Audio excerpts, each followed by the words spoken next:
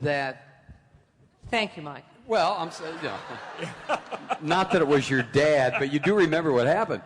And from that point on, that, I think, was the moment when the conservatives, and they have morphed into something else, decided we have to get control of the media, because they didn't have control of it in 1964. They simply did not.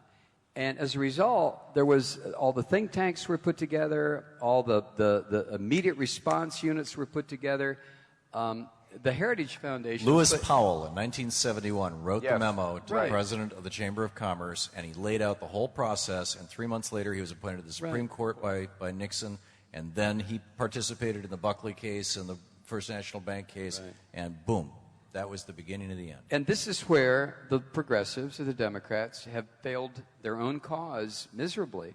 What you're talking about there are a lot of wealthy liberals, but to not fund a think tank. I mean, we've got David Brock now, who used to not be one of us, who struggles to keep his website on.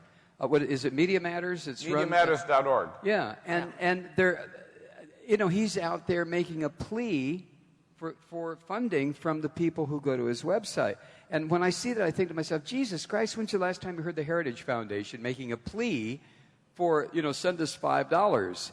So this is where there is a very weak spot in this whole fabric, is the fact that wealthy or well-to-do liberals or progressives don't open up the checkbook.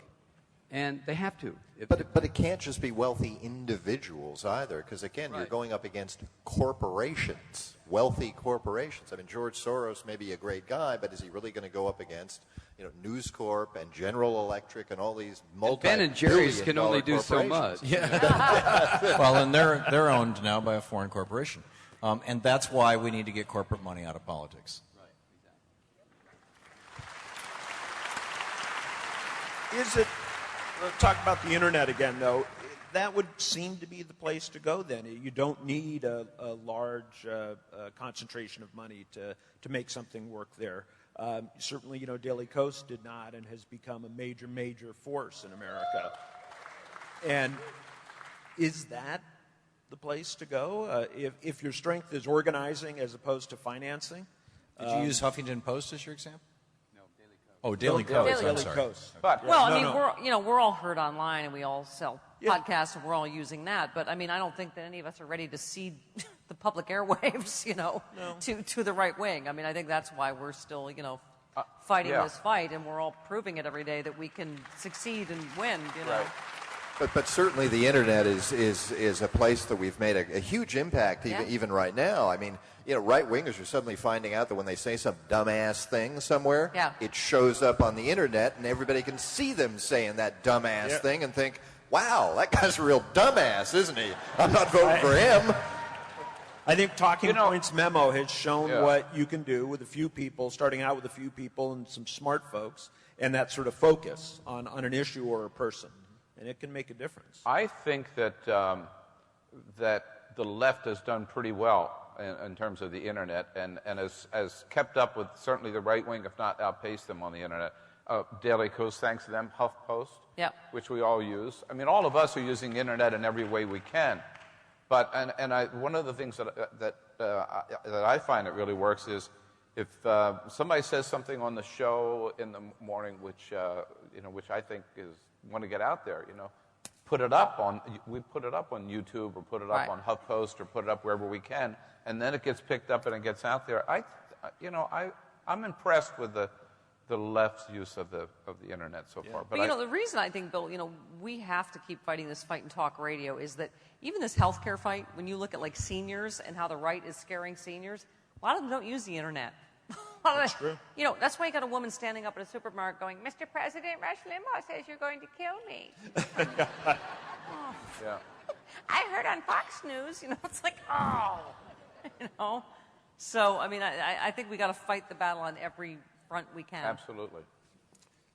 Tom, let me ask this of you first. It comes from Carolina from Eatonville. I still hear people say that Social Security will be broke in X number of years. I thought this was clarified as the usual misleading Republican rumor, but I guess not. Please discuss one more time. is there a good answer to that? Social Security has enough money to function as it is right now until 2042. Right. And that's assuming that the economy stays as bad as it is. And if the economy gets a whole lot better, Social Security won't have any problem at all. If a more practical solution, and this is something that I think most people don't realize, is that if you earn over $100,000 a year in America, let's say you've got one person who earns $100,000 a year and another person who earns $500,000 a year. The person who earns $100,000 a year, 100% of their income, or 97,500, whatever it is, but basically 100% of their income, they're having to pay a Social Security tax on. The person who pays $500,000 a year, they pay Social Security tax on the first $100,000, and after that, they don't have to pay any tax at all. Not a penny. Not a friggin' penny. And so, first of all, Social Security is a flat tax. It's a regressive tax. But even using that, even using Steve Forbes' logic that we should have flat taxes, well, okay, Steve Forbes, let's have a flat tax. Let's have Bill Gates pay the same amount on Social Security as I pay. Let's have everybody, let's do away with the cap. If we did that, Social Security would not only be solvent forever, but it would be able to actually increase payments to the point where people could reasonably retire on it.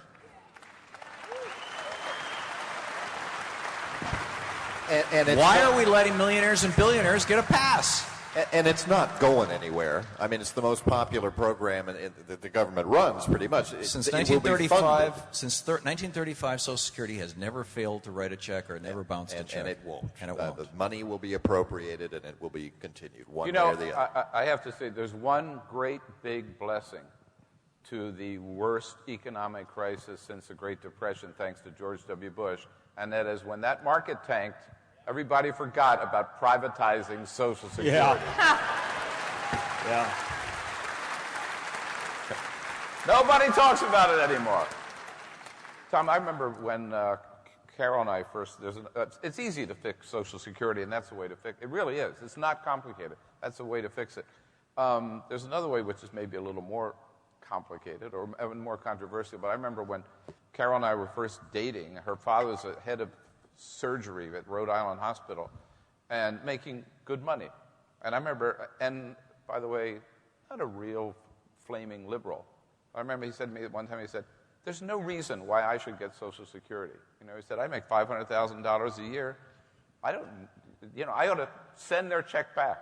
He said, I'm not going to, but, I should. So Here's the danger with that, though, Bill. If we problem. ever means test Social Security, then it becomes a welfare program, and it's easy to kill. No, I agree. Right. Bill, I think you mentioned earlier Eric Holder in reference to the question of war crimes and things of that sort. This is a question from Lou and Buckley, who asks specifically about Holder. Says he's tired of the old boy system in D.C. Says Eric Holder has a chance to be a voice to call the shots. Will he or won't he? I don't know. I don't think we've seen it yet. I mean, somebody remind me if we've seen any bold, new, aggressive action yet taken by this Attorney General. Siegelman case is the best example. Yeah. Thank you. John Siegelman. Right. Yeah. I mean, whatever he has to do, whether he can just pardon Don Siegelman or just throw that case out or whatever. But, I mean, Siegelman, former governor of Alabama, is the #1 victim of the Karl Rove, let's use the U.S. attorneys to go after Democrats and put them in prison. He did serve some time. Now he's out. That case is still continuing. He should definitely throw out that case. And then I'd come back to start a criminal investigation into George Bush and Dick Cheney. And not just for torture, but for what they did to the justice system here.